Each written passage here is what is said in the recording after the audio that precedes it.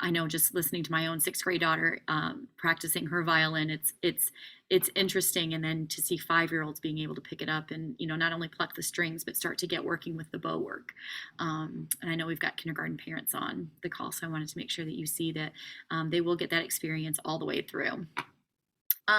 Next up on our little tour, oops, sorry, is a virtual tour just so you can kind of see the building.